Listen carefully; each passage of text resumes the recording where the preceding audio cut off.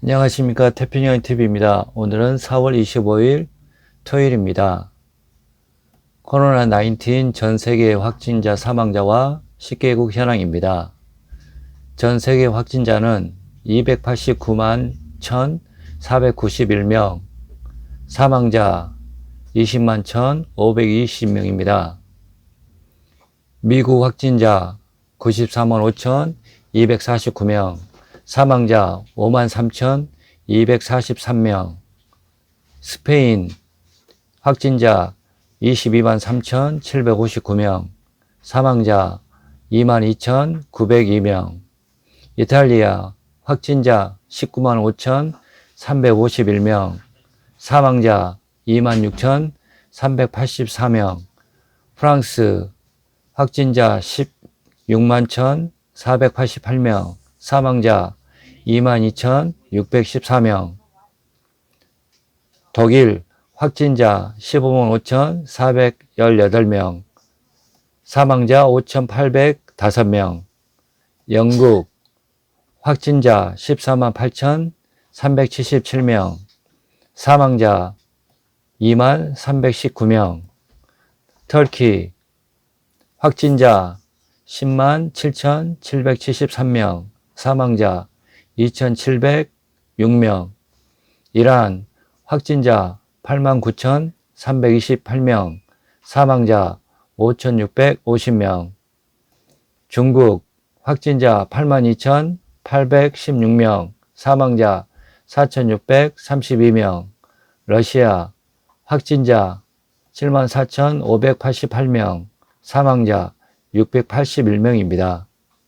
첫 번째 소식은 미국 사망자 5만 명을 넘었다는 소식부터 전해드리겠습니다.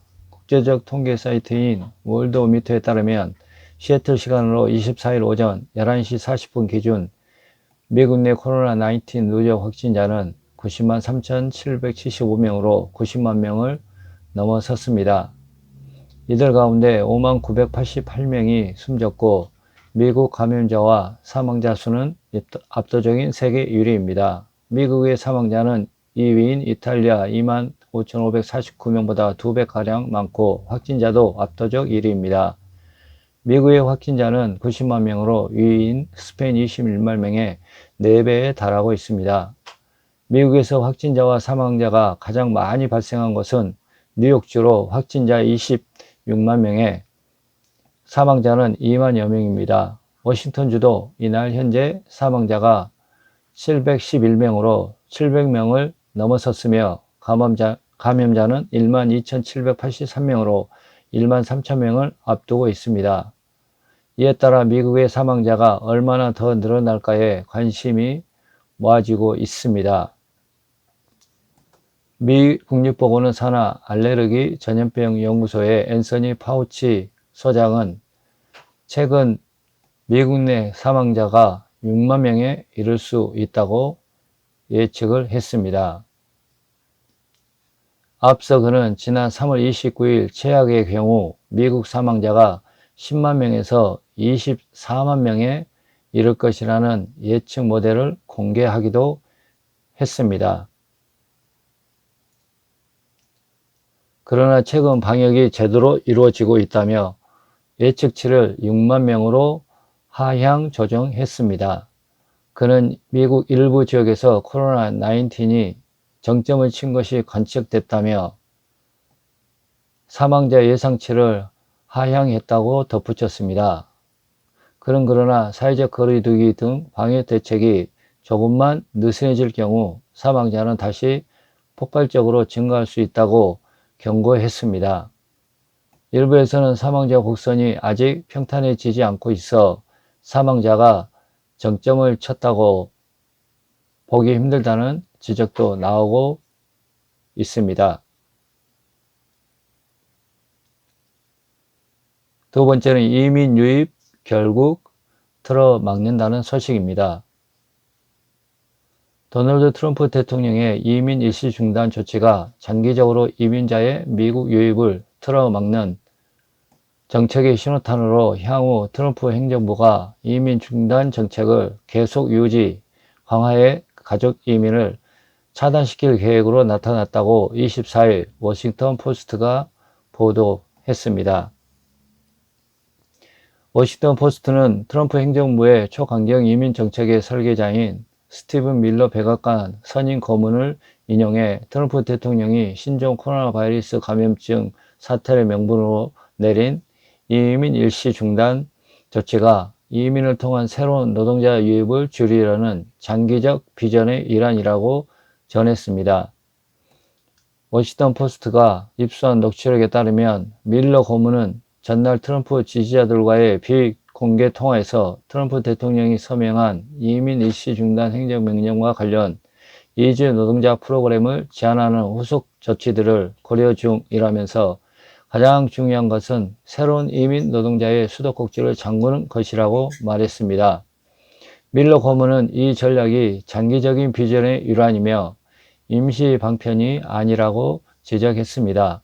그런 새로운 이민자의 입국이 중단되면 후속 이민의 사슬도 붕괴하기 때문에 이민이 더욱 줄어들게 된다면서 시간이 지나면서 미국 노동자의 이익은 늘어난다고 말했습니다. 앞서 트럼프 대통령은 지난 22일 이민자 유입에 따른 미노동자 보호 등을 이유로 60일간 영주권 발급을 중단하는 이민 일시 중단 행정명령에 서명했습니다.